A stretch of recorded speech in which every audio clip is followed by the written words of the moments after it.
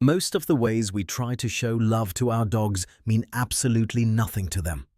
Hugs, kisses on the snout, that high-pitched baby voice, all of that is human language. And your dog, as much as he loves you, was not born to decode what you mean by any of it. He was born to read something else entirely.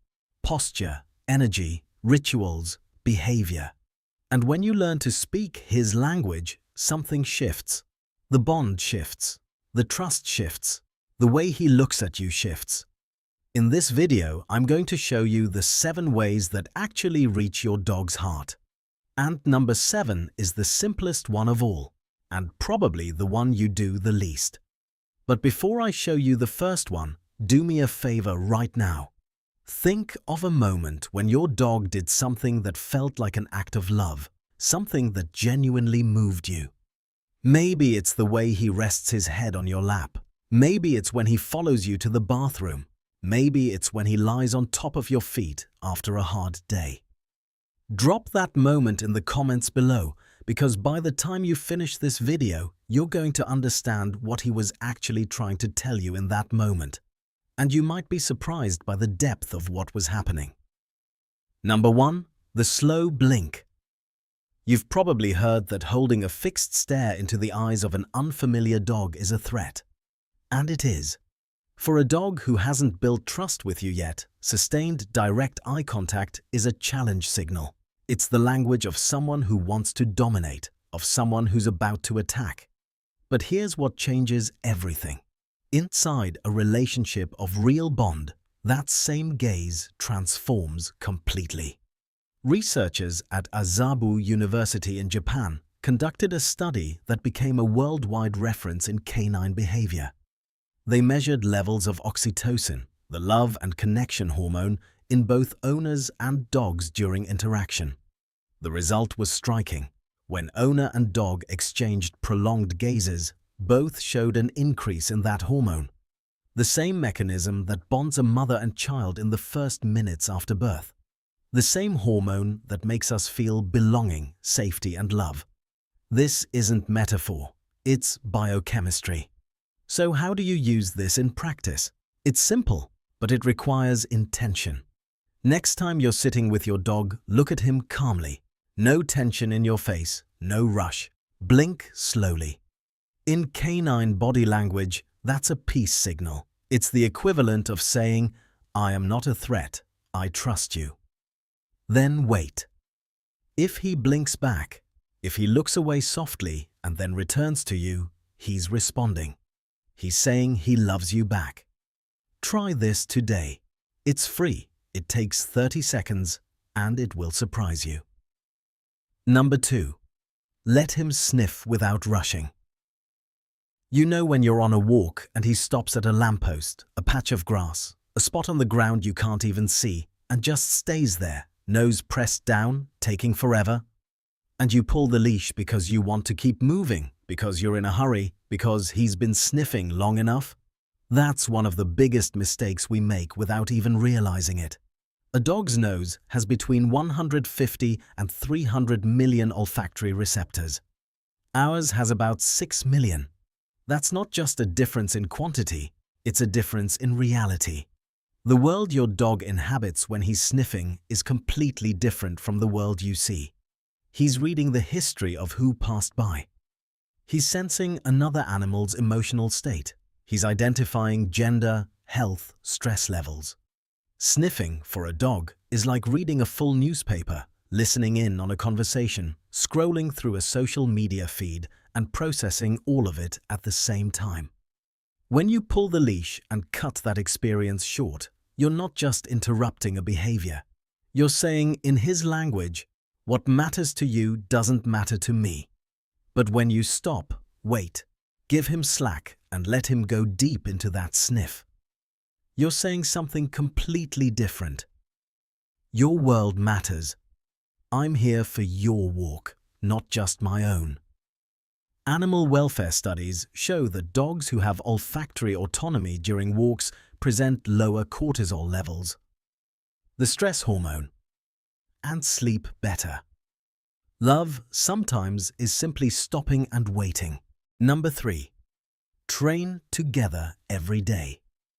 A lot of people think training is about control, about having an obedient dog who sits on command, doesn't jump on guests, stays when needed.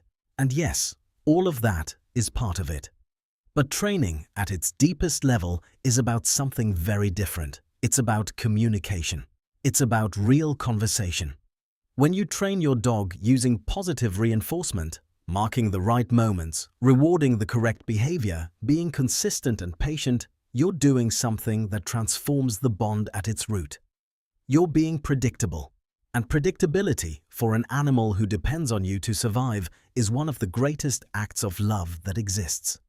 The dog's brain releases dopamine when he solves a challenge and receives the reward. He literally feels pleasure in that process.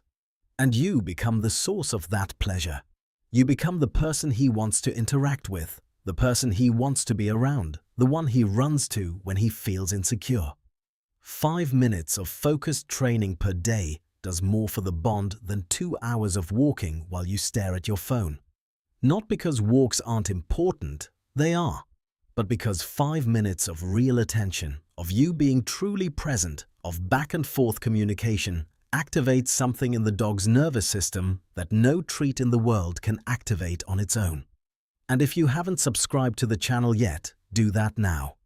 Every week, there's new content on real canine behavior, not just tricks, but what's actually happening inside the dog you love. Number 4. Respect his moments of withdrawal. This is the one that confuses people the most. Because we associate love with closeness, with contact, with constant presence. And so when the dog goes to his corner, lies under the bed, or simply pulls away a little, we go after him. We call him back. We bring him over. We force the affection, and that's exactly where we get it wrong. Dogs have a need for regulation, just like we sometimes need space, to process, to rest, to simply exist without having to perform. So does the dog. It's a living nervous system that gets tired, that gets overstimulated, that needs real breaks. When you respect that moment, when the dog goes to his corner and you don't follow, don't force contact, don't call him without reason, you're sending a powerful message. I trust you. I respect you. You don't need to justify yourself to me. And do you know what happens with dogs whose space is consistently respected? They develop more emotional security.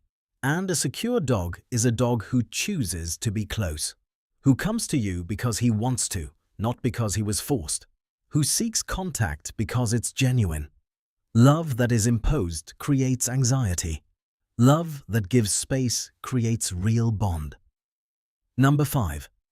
Use your voice as an instrument of safety. Your dog doesn't understand English. You already know that. But what you may not have fully processed yet is how much he understands about you anyway, just through a completely different channel. He understands tone, frequency, rhythm, the intention behind the words. When you speak to your dog in a soft, unhurried, genuinely warm voice, even if you're venting about your week or talking about what you're going to do on the weekend, he registers that in his body. His nervous system responds, his heart rate drops, his muscles relax, his posture shifts. And the opposite is equally true and equally powerful. A raised tone, a tense voice, an aggressive, accelerated rhythm, even if you're not angry at the dog, even if you're just stressed about something else, activates his alert system.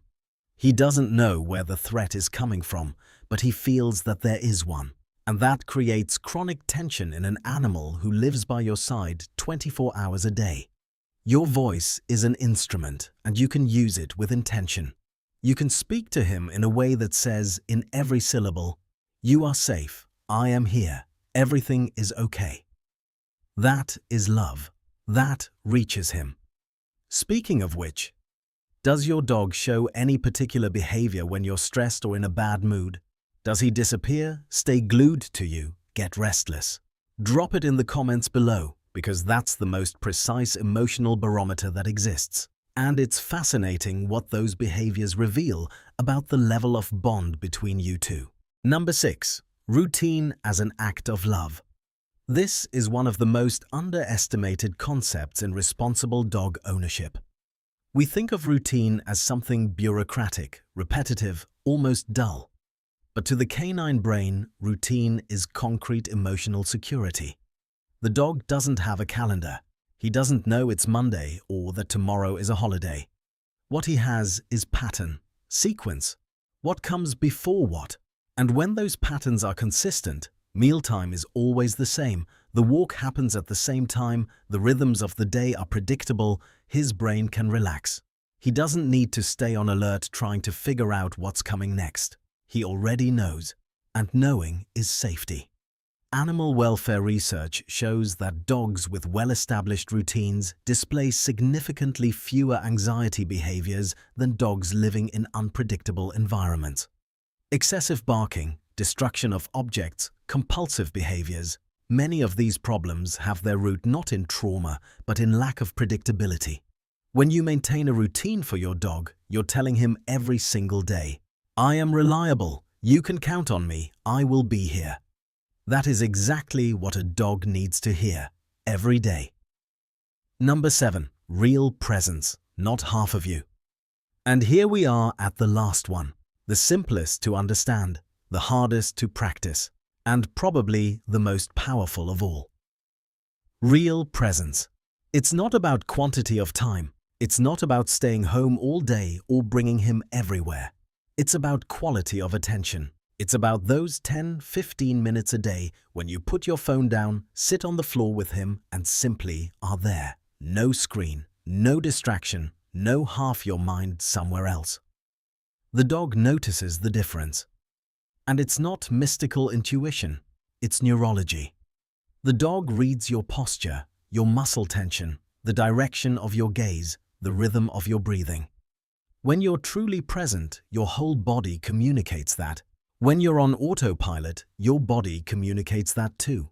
And when he receives real presence, when you're genuinely there with him in that moment, something beautiful happens.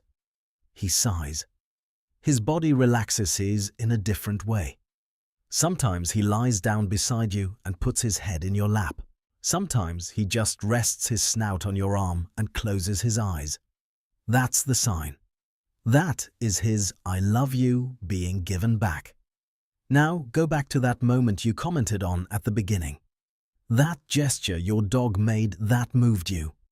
I'd bet you're seeing it with different eyes now. Because what he was doing wasn't random instinct. It was communication. It was accumulated trust. It was love being expressed in the only language he has. And the question that remains is simple, but it carries weight. Have you been answering him in his language? Slow blink, freedom to sniff, training as conversation, space respected, a voice that warms, routine that protects, presence that says, without words, that he matters. 7 ways. None of them cost money. All of them ask for attention. And attention, in the end, is what separates someone who has a dog from someone who has a bond.